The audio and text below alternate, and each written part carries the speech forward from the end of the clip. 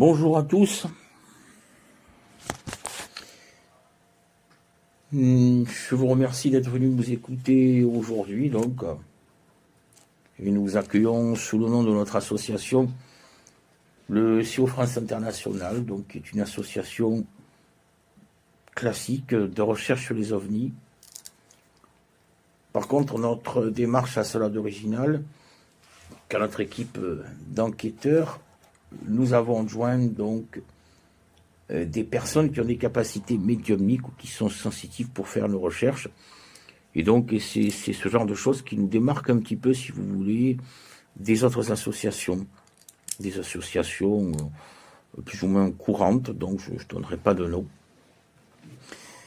Nous faisons aussi, pour nos recherches, appel à des contactés en qui nous avons confiance, et ceci afin d'obtenir des informations et des renseignements qui seront utiles à la recherche, et cette façon de faire nous permet parfois d'obtenir des résultats intéressants. En tout cas, des résultats différents d'une enquête qui serait faite, comme on pourrait dire, à l'ancienne. Ce qu'on peut dire, si vous voulez, c'est que de façon concrète, vous avez une enquête qui a lieu sur le terrain, et pour compléter cette démarche, à cette démarche s'ajoutent toutes les informations que nous pouvons obtenir par les médiums ou par les sensitifs de nos équipes. Aujourd'hui, on nous a demandé de venir parler sur le cas de Roswell de 1947 et du crash et de la simulation du cours d'extraterrestre qui a d'exposer ici. Et ça a été pour nous, si vous voulez, la possibilité de venir faire, comme on pourrait appeler ça, certaines révélations, apporter en tout cas connaissance au public des informations qu'on ne trouve pas, que vous ne pouvez pas trouver ailleurs, que vous ne pouvez pas trouver sur le web. Et on nous a aussi expliqué qu'il y a en France à l'heure actuelle, de la part des autorités, donc on nous l'a présenté comme ça, je veux dire, avant de nous permettre de venir parler, qu'il y a en France le souci de sensibiliser les populations au phénomène de nature extraterrestre, donc en faisant appel à des petites associations comme la nôtre, pour pouvoir parler de ces choses, pour pouvoir sensibiliser le public, les gens, en regard d'éventuels événements à venir, possibles à venir. Donc je tiens tout d'abord à exprimer qu'on ne va pas aborder le cas de Roswell à partir des informations que chacun peut trouver sur Internet ou dans les livres.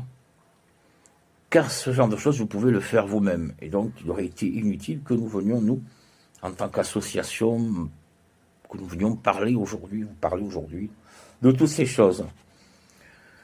Et je sais bien que certains d'entre vous vont être très incrédules face au discours que nous allons tenir, mais je vous remercie néanmoins de rester attentifs, de nous poser vos questions, que quand j'aurai fini de parler, nous répondrons, Rita et moi-même, à toutes vos interrogations.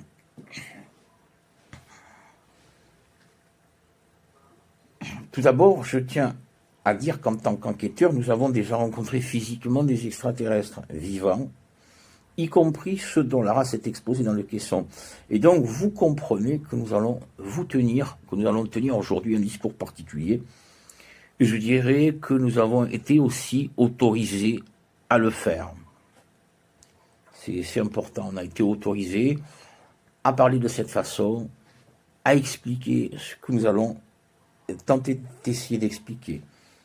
Oui, nous avons déjà vécu des rencontres du troisième type et aussi du quatrième type. Le quatrième type étant relatif à la simple communication avec des extraterrestres. Et c'est donc au travers de ces expériences vécues que nous avons pu élaborer le travail public d'aujourd'hui. Je vais être un petit peu long avant de parler du cas de Roswell proprement dit, mais je suis obligé de clarifier certaines choses afin que vous compreniez bien et que vous compreniez surtout ce qui se passe en matière extraterrestre, à l'heure actuelle, je dirais même à l'heure actuelle, sur notre planète. Nous pensons que dans notre association, nous avons quand même la compréhension de ces choses. Enfin, une compréhension à peu près correcte. Je vais tout d'abord vous expliquer comment fonctionne le phénomène des contactés, tout au plus les contactés que nous connaissons, et je dirais surtout ceux en qui nous avons confiance. Parce que donc, vous le savez très bien, côté contacté, il y a, comme on pourrait dire, il y a à boire et à manger. Je vous dirais tout d'abord donc que les contactés sont en général plutôt des personnes simples, qui ne recherchent pas ni l'argent ni la notoriété, et qui vivent plutôt de façon cachée. Nous-mêmes, en tant qu'enquêteurs, en tant que membres du CO France International, nous connaissons une dame qui est en contact avec la race extraterrestre des Humites et qui, suite à son contact qui lui perdure dans le temps puisqu'il est devenu permanent et dure maintenant depuis plus de 8 ans environ, cette dame a vu ses capacités psychiques s'amplifier au-delà de tout savoir classique et donc nous la consultons régulièrement pour obtenir des informations lors de nos recherches et c'est devenu une grande amie. Il y a un phénomène qui est assez reconnu, donc c'est que les gens qui sont en contact avec des extraterrestres, donc on voit leur capacité psychique s'amplifier, que cela soit la télépathie, la médiumnité, la capacité à entendre les choses à distance, ces capacités s'amplifient, apparaissent et s'amplifient. Donc quand une personne est en contact avec des extraterrestres. Nous travaillons, quand nous faisons nos recherches, avec une autre personne, une dame qui est capable pour sa part de dialoguer avec le monde des guides. Donc là, il s'agit uniquement du channeling classique, le spirituel. Dans notre association, nous pensons donc que le channeling classique, cette notion qui fait partie uniquement des choses spirituelles, est quelque chose d'authentique et une valeur que nous pouvons considérer comme sûre. Et c'est une dame donc qui nous aide souvent grâce à ses capacités. Il y a enfin un de nos adhérents qui lui reçoit des messages. C'est un monsieur qui est particulier, il a la capacité, si vous voulez, de recevoir des messages, mais lui, ça se fait uniquement pendant son sommeil. En fait, on lui pose des questions en journée, il va dormir, et il reçoit des informations, qui se réveillent, il note, il nous passe ces informations, il nous les communique. Bon, la particularité de ce monsieur, c'est que lui, par contre, Joseph, c'est quelqu'un qui veut vivre de façon cachée. On peut dire son prénom, mais vous le verrez plus, vous le verrez pas publiquement parce qu'il a, enfin, à ce moment, je ne sais pas si ça va durer, une grande peur du public, donc il ne veut pas être vu. Donc on respecte son choix. Nous, par contre, on a décidé de venir parler publiquement devant de nombreuses personnes. Moi-même, donc, je suis une personne qui a vu un OVNI en 2023 et j'ai la particularité de recevoir des communications télépathiques de nature extraterrestre d'une race bienveillante qui dit s'apparenter à ce que l'on appelle la Confédération Galactique. Et donc, j'ai vu cette communication télépathique extraterrestre apparaître suite à un contact que j'ai eu avec monsieur Serge Nazar, donc qui lui-même était contacté par des Frères des Étoiles. Je pourrais parler, si ça intéresse certaines personnes, comment j'ai vécu ce premier contact en étant chez lui à son domicile. Bon, en règle générale, on était chez lui à son domicile, on peut résumer. Un extraterrestre est apparu dans son jardin et on a pu échanger un petit peu, très très très rapidement avec lui. Donc c'est suite à ce premier contact que j'ai commencé à recevoir des communications télépathiques de la part de ses frères des étoiles, ses frères de la Confédération. Oui, c'est quelque chose de très simple et je ne me perds pas dans mon orgueil pour parler de ces choses parce qu'il n'y a pas d'orgueil à avoir. Je pense que ce sont les mêmes extraterrestres qui ont communiqué avec Eugenio Siragusa. Nous publions, enfin voilà pour ce qui est de ma personne, pardon, nous publions sur Internet toutes les communications que nous recevons. Donc, sur notre site, vous trouvez toutes les informations que nous recevons. C'est en libre consultation. Vous pouvez aller voir et partir sans vous faire connaître, quoi. Dans notre association, nous avons aussi des sensitifs qui nous expliquent un peu. Il y en a qui sentent avec les mains. Quand ils sont sur le terrain, ils sentent des choses et ils nous disent ce qu'ils sentent. Ça nous permet donc, si vous voulez, d'étayer une information, des résultats d'enquête un peu plus complets, quoi. Je vais essayer de vous expliquer un peu plus maintenant qu'est-ce que c'est que recevoir une communication extraterrestre. Recevoir une communication extraterrestre, ça signifie entendre une voix qui vous parle, qui donne des informations à communiquer. Donc on ressent son cerveau comme manipulé de l'intérieur, ou alors les informations arrivent par les yeux, les oreilles, et c'est alors qu'on comprend ce qui est dit, quoi. Voilà un peu comment est-ce que fonctionne une communication extraterrestre. Quand on a ces informations donc qui nous arrivent, qui m'arrivent en fait, donc à moi ou à certains collègues de travail, donc on les note et après on établit des fichiers et pour que ça soit consulté. J'explique ceci pour que vous compreniez quelles sont nos sources. Vous avez donc d'un côté des enquêteurs sur le terrain qui remplissent les questionnaires en interrogeant les témoins. On complète l'enquête ensuite par les informations reçues d'origine médiumnique et celles en provenance des contactés. Ça nous permet quand même d'arriver à avoir une autre vision de l'enquête, je dirais un peu plus complète que ce qui se passe quand on fait une enquête uniquement de façon basique, en remplissant des questionnaires en interrogeant des gens.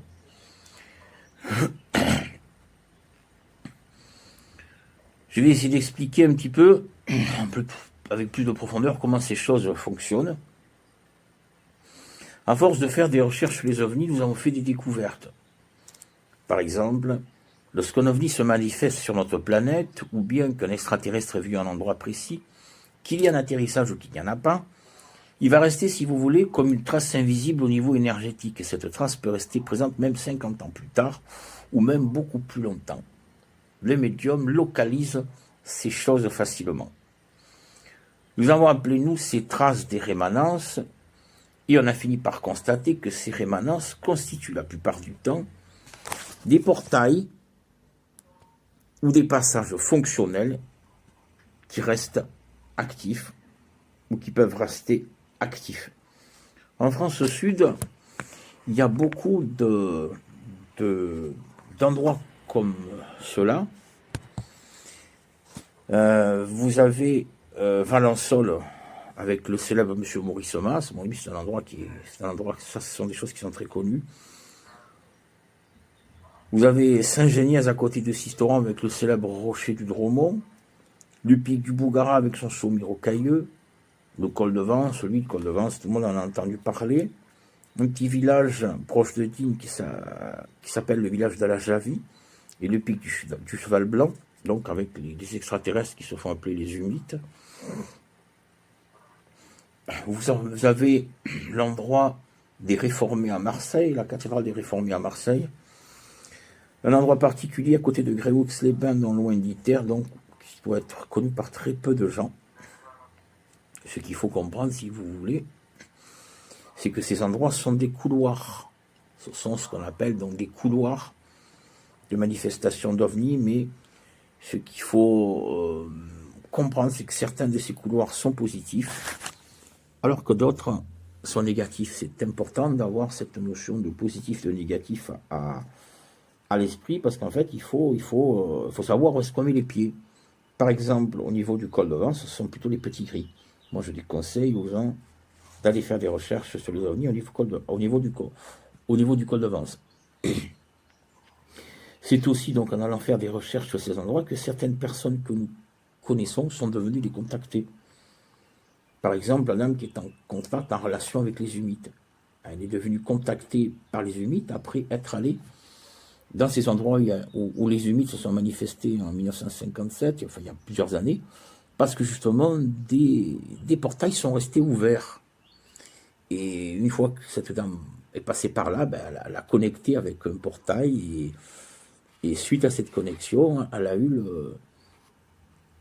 la relation avec les humides. Voilà comment ça peut se passer, le fait qu'on devienne en contact avec des extraterrestres.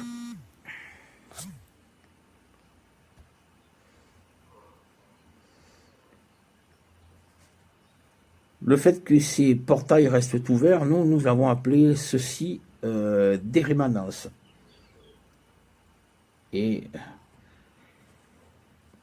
il est important de comprendre donc que les rémanences, donc, comme je le disais, peuvent rester fonctionnelles très longtemps, en durée de temps, très, très longtemps, même après qu'un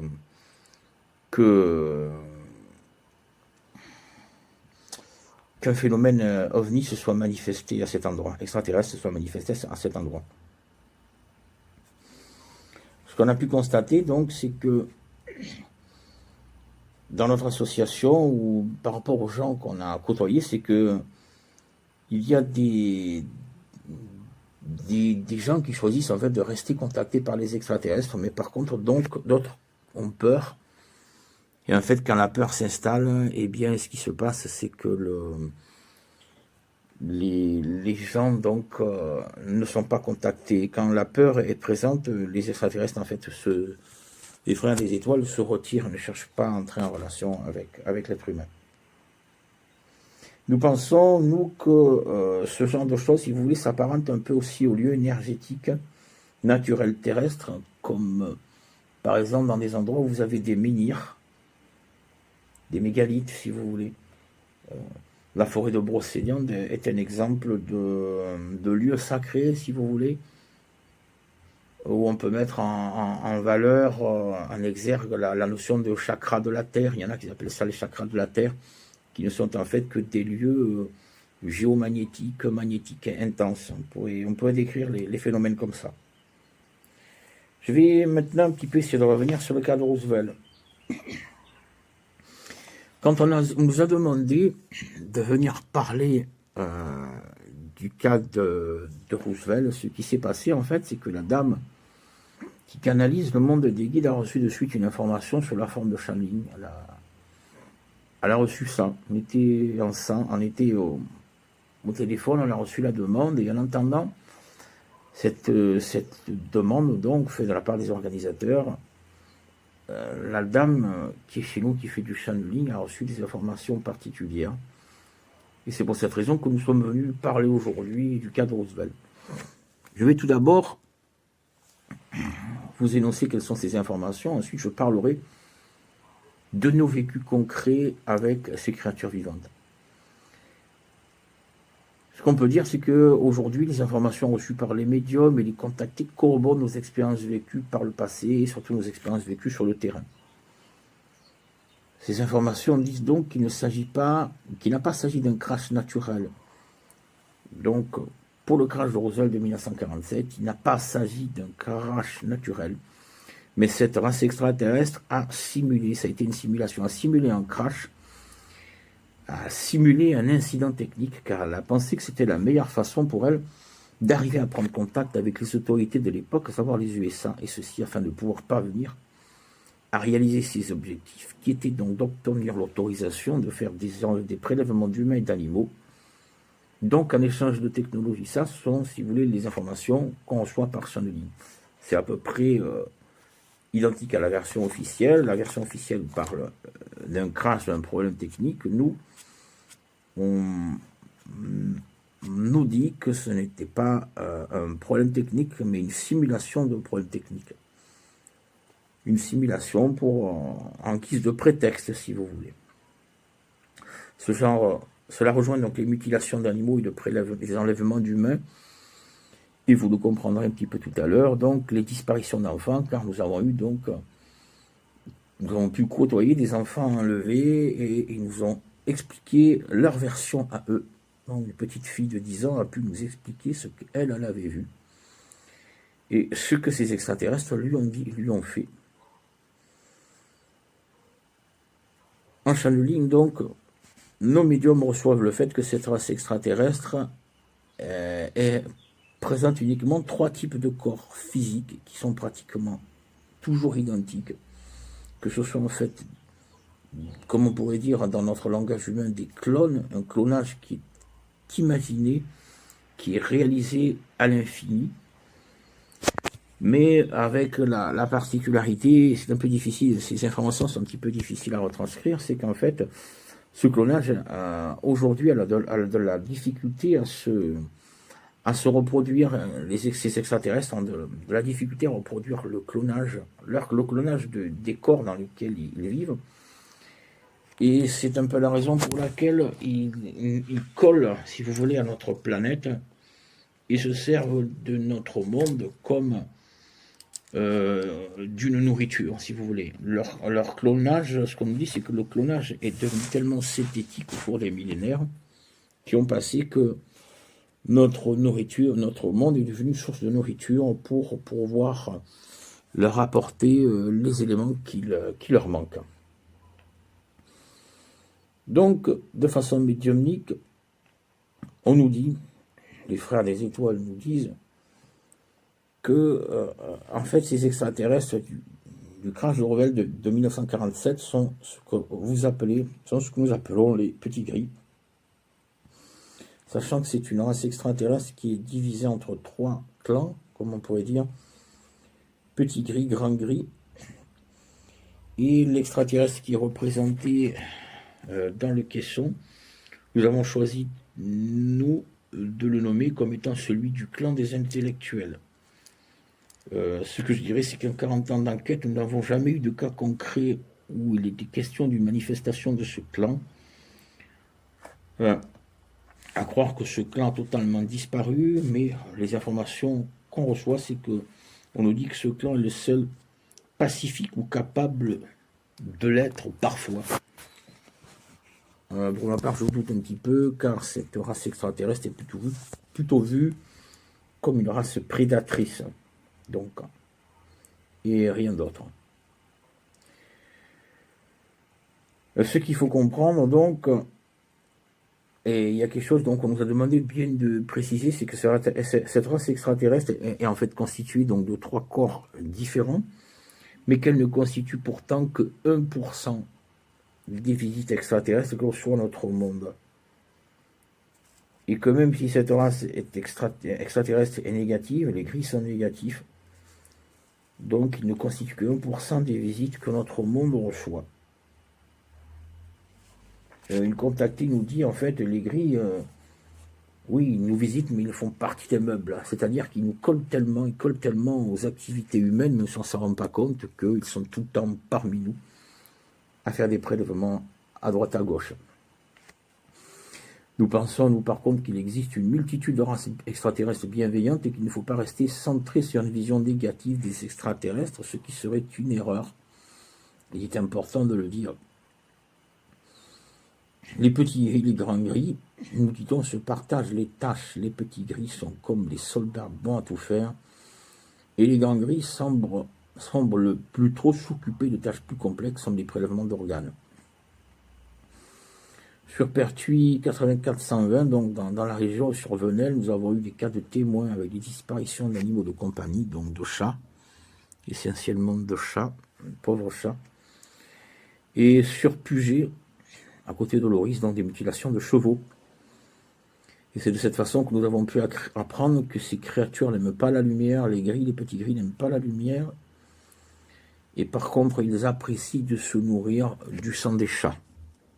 En fait, ils vous gobent...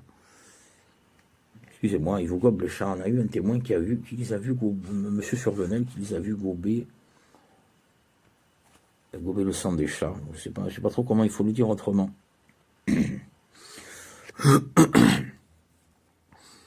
vais maintenant vous parler, donc, je vous dis tout à l'heure que nous avions eu des rencontres avec ces expériences, avec ces gris.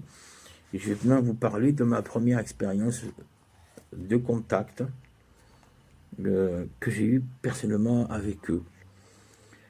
J'étais à l'époque âgé de 26 ans et donc j'ai 59 ans aujourd'hui. Vous voyez, le temps il a passé. À l'époque, j'étais simple enquêteur, je ne connaissais que très peu de choses aux extraterrestres. J'avais seulement vu un ovni en forme de sphère dans un champ. L'observation de le champ, d'ailleurs, était mon premier contact avec le monde des ovnis. Ça se passait, j'étais très jeune, encore plus longtemps. À l'époque, donc, pour ce qui s'est passé quand j'étais âgé de 26 ans, nous publions des appels à témoins dans les journaux locaux et les réseaux sociaux n'existaient pas encore. Aujourd'hui, avec les réseaux sociaux, nous avons des contacts sur toute la planète de façon très rapide, je dirais de façon très simple. Hein, il ne faut pas se prendre la tête avec le contact avec les témoins, c'est très simple. Un coup de Facebook, un coup de Messenger, et on discute avec les traducteurs, avec des gens qui sont très éloignés de la France. On a les mêmes relations avec des chamans qui sont dans la cordillère des Andes, tout simplement parce qu'ils ont leur téléphone et leur Messenger. Et avec les traducteurs, on peut échanger. Quand j'étais plus jeune, donc, on avait fait des appels à témoins. Et un appel à témoins me fait rencontrer Monsieur A.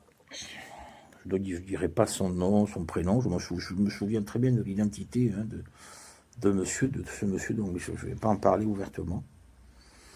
Notre annonce se disait vous avez vu un ovni, vous souhaitez donner votre témoignage, et on indiquait donc un numéro de téléphone. Ce monsieur me donna rendez-vous sur Aix-en-Provence, et comme il m'inspirait confiance, donc je l'ai invité à boire un café chez moi. Il m'a décrit ses contacts et sa relation avec les gris, parce que lui, donc, son contact a été fait lui-même avec les gris. Il m'a dit, tout d'abord, si vous voulez, pour un peu vous expliquer la nature de son contact, un soir, en rentrant avec mon bus proche de Salon de Provence, je vis un ovni lumineux dans le ciel, et le soir même, donc, enfin, l'ovni m'a suivi, il m'a suivi pendant que je conduisais mon bus, et le soir même, des êtres sont venus me voir chez moi. Et vous verrez, cette méthode, elle est assez, c'est quelque chose qui se reproduit assez couramment par rapport au phénomène extraterrestre quand il y a des contacts extraterrestres. Nous sommes chez moi, donc il me raconte un peu tout ce qu'il a vécu. Il me dit, ces êtres m'ont observé sans cesse, ils m'ont comme étudié. Et avec le temps, je suis devenu capable de communiquer avec eux par télépathie. Et j'arrive même à faire des choses. Il a fait un petit truc devant moi, il a pris un pendule, il a fait tourner. Le pendule s'est dématérialisé en tournant, et on n'a plus revu son pendule, on n'en a même plus parlé. Et puis bon, ça c'est quelque chose que je n'ai jamais pu approfondir, ni savoir le pourquoi du comment. Puis ce monsieur, donc, on était chez moi, a repris son discours. Il me dit, ces extraterrestres sont toujours avec moi, ils ont toujours été avec moi toute ma vie, ils sont encore avec moi aujourd'hui. Il me dit, ils ont été là pour me protéger. Je vous dirais, chose à laquelle je ne crois pas. Puis brusquement, il m'a dit, vous êtes quelqu'un qui comprend ces choses, vous avez la sensibilité. Vous savez, je peux même les faire venir. Et quand il m'a dit ça, donc je suis resté surpris, mais j'ai continué à l'écouter. Il m'a dit, vous allez voir, il m'a dit, je vais les faire venir. Je suis resté surpris, je l'ai écouté. Il s'est tourné vers l'ouest, il a fait un geste avec les bras que je ne referai pas aujourd'hui, il a prononcé certains mots. Puis, il s'est retourné vers moi, il m'a dit, regardez. Tout de suite, ce qui s'est passé, c'est que sont apparus autour de lui comme 3 silhouettes de fumée blanche. Donc, tout d'abord, de la fumée blanche, comme la fumée de cigarette. Excusez-moi, on n'a pas fumé le joint, c'était vraiment comme de la fumée de cigarette, blanche. Et cette fumée s'est solidifiée. Deux amas de fumée d'un côté, un amas de fumée de l'autre. Et en se solidifiant, cette fumée blanche a pris l'apparence de gris. Donc 3 petits gris se sont matérialisés de part et d'autre de son corps. Quand ça s'est passé, le monsieur m'a dit d'un coup, écoutez, maintenant je dois partir.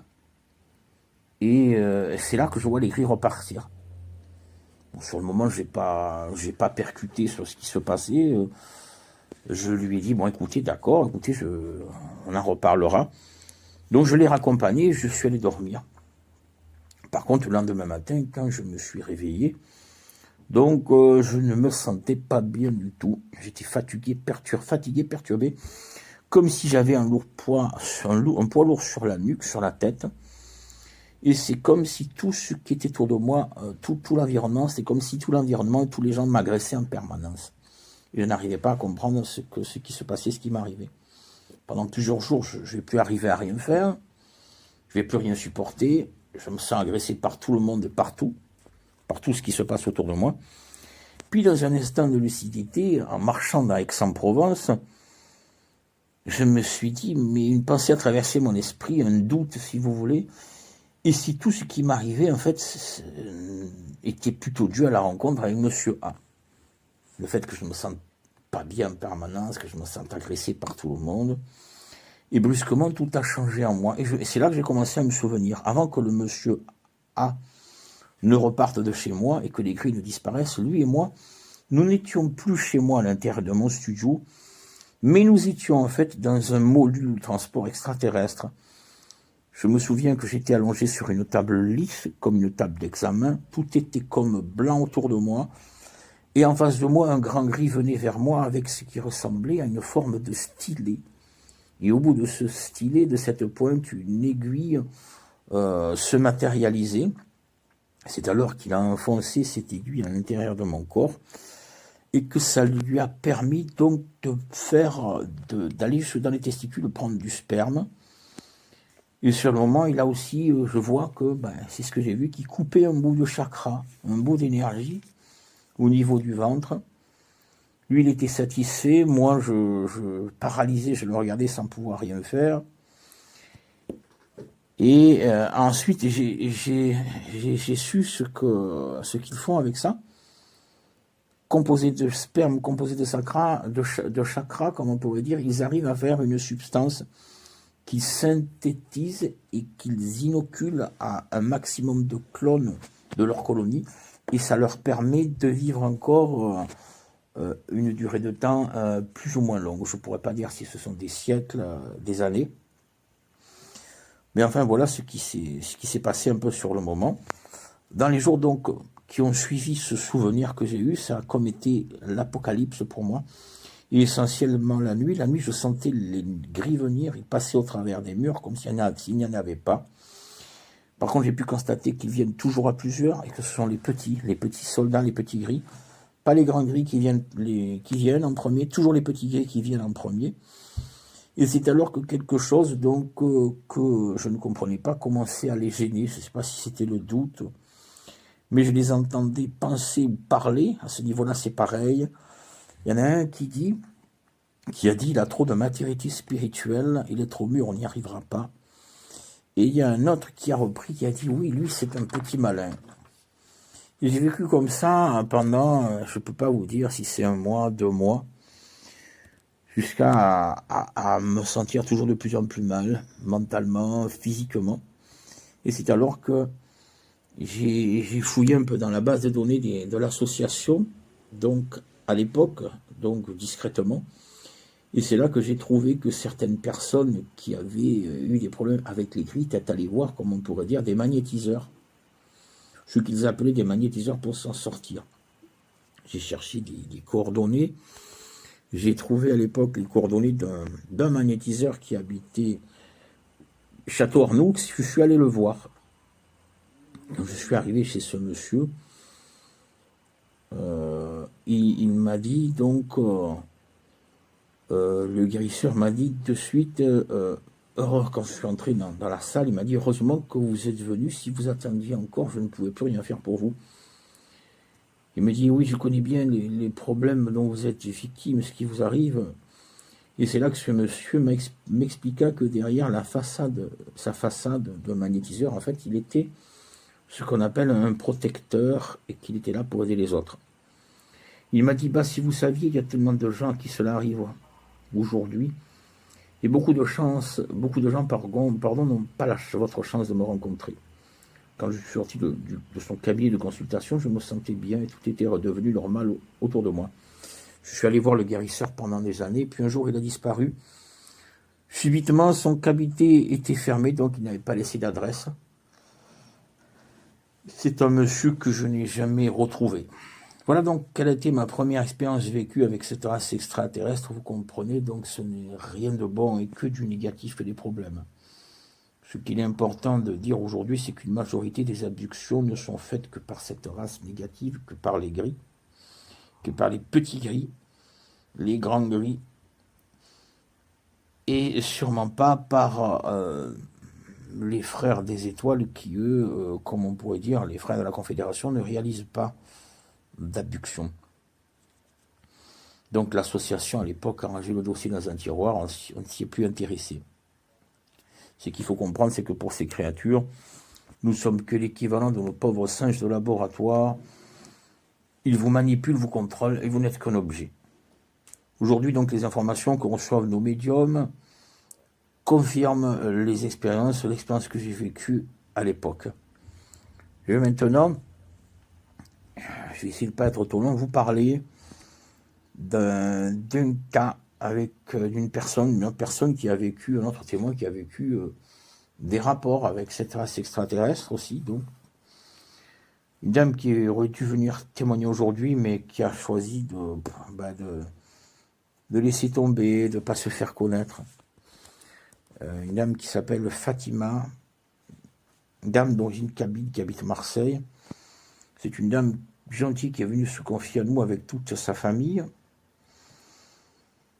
Elle m'a raconté que quand elle était très jeune, qu'elle avait 12 ans, elle a 75 ans aujourd'hui, donc c'est une dame qui a eu 3 enfants. Elle nous en parle comme si son vécu s'était passé il y a 10 minutes. Elle est à l'internat, elle voit une vive lumière dehors, puis le matin au lever du soleil, on la retrouve dehors endormie. Dans un champ, elle se réveille, elle constate qu'elle a des cicatrices au niveau des mollets. Elle a toujours ces cicatrices aujourd'hui. Ce qui s'est passé pour elle, c'est que depuis qu'elle a vécu cette expérience très jeune, elle a commencé à rêver des gris, des petits gris durant beaucoup de nuits. Et en grandissant plus âgée, elle a compris, donc ce n'était pas des rêves, mais que cela arrivait réellement. Les gris viendront la chercher, la ramener souvent, et cela durera toute sa vie. Aujourd'hui, âgée de 75 ans, elle n'a pratiquement plus aucune visite de leur part, mais cela arrive par contre très souvent à ses enfants, qui sont âgés entre 35 et 40 ans, 35 et 45 ans. Son fils et sa fille lui confient souvent qu'ils voient des témoins des ovnis à côté de leur domicile et aussi quand ils sortent se promener le week-end. C'est-à-dire donc qu'ils ont des contacts permanents en fait avec cette race négative qui servent nous présumons à leur tour donc de garde-manger, comme on pourrait dire pour les gris. Une fois nous avons eu donc un rendez-vous avec toute la famille qui était venue pour parler de leur vécu, et ce qui se passa a été très intense. Nous étions dans un restaurant sur Marseille, et ce qui s'est passé a été étrange. Nous étions en train de manger, et alors que la famille, tout le monde était venu pour nous parler des gris, il n'y en a pas un qui a ouvert la bouche pour nous parler des vécus, de ces vécus extraterrestres. Donc tout le monde s'est contenté de manger, et personne n'a parlé de vécus extraterrestres. Par contre, au cours du repas, un fait insolite a eu lieu. Brusquement, un petit gris a jailli de l'invisible. Il a comme couru à travers la pièce. Il y a des enfants qui l'ont vu, qui ont crié. Les adultes, eux, ils n'ont pas réagi. Puis ce petit gris a refait un saut en l'air. Dans l'invisible, il a disparu.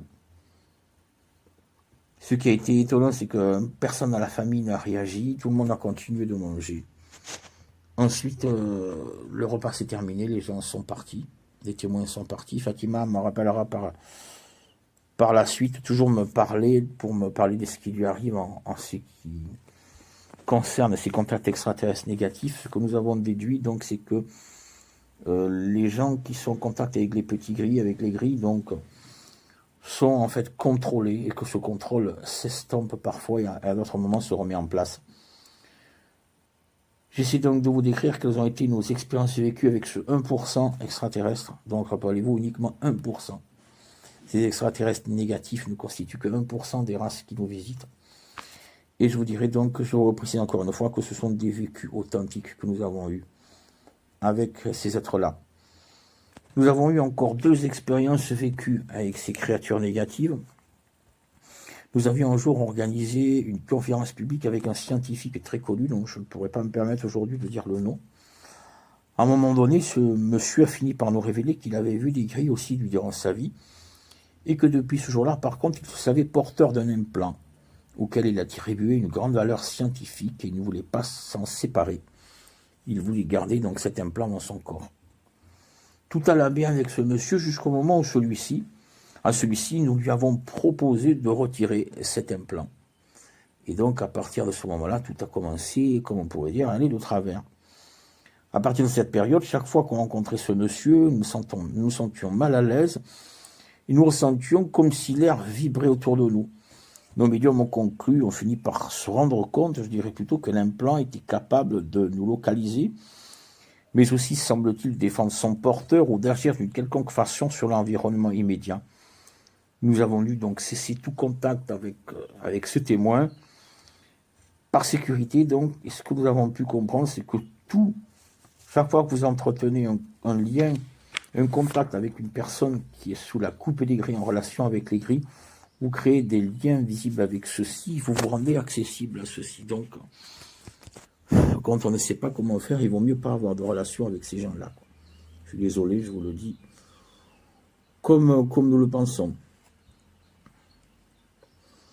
Nous avons d'autres expériences vécues avec d'autres extraterrestres, et qui appartiennent donc à des civilisations bienveillantes. Donc, comme je disais tout à l'heure, donc, une expérience vécue avec Monsieur Serge Nazar. Donc, quand j'étais chez lui, donc, j'ai vu un extraterrestre circuler dans son jardin. Et ce qui s'est passé, c'est que le soir même, moi, après l'enquête chez moi, 2 soirs de suite, 2 extraterrestres sont apparus suspendus à l'air, donc chez moi. En fait, ils sont apparus suspendus à l'air à l'intérieur de la maison. Et je les ai vus circuler plusieurs fois dans mon jardin, et c'est suite à ces contacts, donc, que ces phénomènes extraterrestres, si vous voulez, de manifestations extraterrestres à mon domicile, que je reçois régulièrement des communications de leur part. Ils nous demandent de faire des petites révélations d'informations, donc bon, je le fais, si vous voulez. Je le fais tout simplement. Donc ce qu'il faut comprendre, c'est que les phénomènes de contact arrivent toujours suite à un intérêt de notre part vers le monde extraterrestre, suite à des enquêtes, suite à des promenades, si vous voulez, sur des lieux de passage ou d'atterrissage. Comme on pourrait dire, il y a d'autres personnes qui expérimentent aussi en ce sens et qui ne sont pas adhérents chez nous. Ce que je veux dire par là, c'est que d'autres personnes ont constaté aussi la véracité, si vous voulez, et la particularité de la façon dont se manifestent les extraterrestres. Vous avez Jean-Michel Raoux dans notre région qui, lui, organise carrément des stages, si on pourrait dire, sur des lieux de manifestation extraterrestre, des journées, et qui a constaté la même chose que les gens donc arrivent à voir et à entendre des choses sur ces lieux de manifestation. Et vous avez au Canada un monsieur qui s'appelle Yvan Poirier, qui lui a poussé les recherches extraterrestres aussi en ce sens. Je vais maintenant vous parler d'une petite expérience que nous avons eue avec les grilles, et ça rejoint donc là ce que je disais tout à l'heure, les nombreuses disparitions d'enfants qu'il y a à travers le monde, même si ce ne sont pas les causes uniques de la disparition des enfants, il y a d'autres causes. Une famille nous a amené un jour une petite fillette de 10 ans et qui se plaignait que des gens venaient la voir la nuit, pendant que tout le monde dort. Pendant que tout le monde dormait, elle dit, je les entends monter dans l'escalier, et puis ils font tous un cercle autour de mon lit, puis ils me font des choses. Et c'est donc ça qui a alerté les parents, les mots, bien sûr, ils me font des choses. Sauf que quand elle a commencé à décrire leur apparence à ses parents, ben, ils ont compris que c'était peut-être pas des humains. La petite fille, elle les a décrits comme n'ayant pas de bouche, pas de nez, pas d'oreille, et de grands yeux noirs énormes. Et donc, quand je l'ai en face de moi, elle me dit, parfois, ils m'emmènent avec eux et on va ailleurs. Elle me dit, là, on retrouve plein d'autres enfants comme moi. Elle me dit, il y en a beaucoup. Il y en a beaucoup, elle me dit, moi, en tant que sensitif, si vous voulez, j'ai la vision de centaines d'enfants sous des coupoles. Elle est là, elle les regarde, il y en a des centaines. Et elle me dit, quand elle est en face de moi, elle me dit, tu sais, il y en a beaucoup. Et beaucoup d'entre eux deviennent très intelligents, mais ils ne reviennent plus comme moi et restent là-haut avec eux. Ils deviennent tous leurs enfants à eux et ils vont servir. Et c'est là que nous pensons donc qu'il y a parmi nous des hybrides extraterrestres qui travaillent sans qu'on s'en rende compte.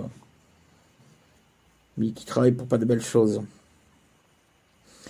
Puis, donc, dès qu'elle nous a dit ceci, elle a essayé de parler, mais son visage s'est figé. Et elle a comme été paralysée, elle n'arrivait plus à parler, ses yeux se révulsés. Elle est devenue étrange, et c'est là qu'on a compris qu'en fait, elle était contrôlée depuis son intérieur, vraisemblablement par un implant. Quand les parents ont vu ça, ils ont eu peur, ils sont partis avec sa petite fille. Avec leur petite fille, on les a plus jamais revus.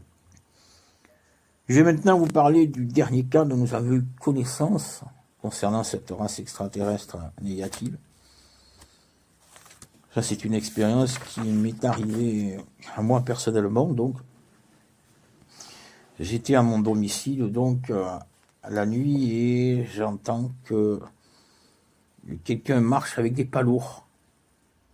Donc, et j'entends des pas lourds comme si c'était mon voisin qui marchait, sauf que en fait, c'était pas mon voisin qui marchait. Et en fait, je me suis énervé et quand j'ai entendu que quelqu'un escaladait la clôture, donc la clôture de la maison, et je suis allé chercher mon sabre, j'ai un sabre à la maison, je me suis dit je vais lui faire sa fête à celui-là. Mais quand je suis revenu, donc j'ai vu que ce n'était pas mon voisin qui est apparu ici. Parce que j'ai entendu, si vous voulez, qu'il escaladait la clôture. Et en fait, c'était pas mon voisin qui escaladait la clôture. Mais quand j'ai vu la tête apparaître à la tête de la personne qui escaladait le mur, donc, en fait, c'était une tête de gris. Avec des gros yeux noirs énormes. Et par contre, le gris s'est enfui, mais le matin, j'ai pu constater que certains de mes chats avaient disparu. Je n'ai plus jamais revenu certains de mes chats.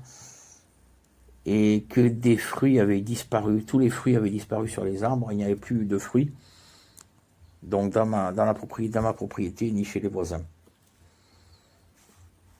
Voilà un petit peu les expériences que nous avons vécues donc avec cette race extraterrestre qui est venue en 1947, enfin on dit qu'il est venu en 1947, relative au crash de Roswell de 1947, qui ne sont autres en fait que les petits gris. Que les gris, une race négative, donc rappelez-vous, une race négative qui ne constitue pourtant que 1% des visites extraterrestres, des manifestations extraterrestres qu'il y a lieu sur notre planète. Et je vais maintenant conclure avec un message que nous avons reçu en regard de cette journée aujourd'hui publique. Voilà ce que nous disent les frères des étoiles, voilà ce qu'ils nous disent de dire en fait. Sur votre monde, vous avez fini par attirer ce qui vous est semblable. Donc ce sont les frères des étoiles de la Confédération qui parlent. Sur votre monde, vous avez fini par attirer ce qui vous est semblable. Votre civilisation organise des massacres d'animaux dans ce que vous appelez les abattoirs.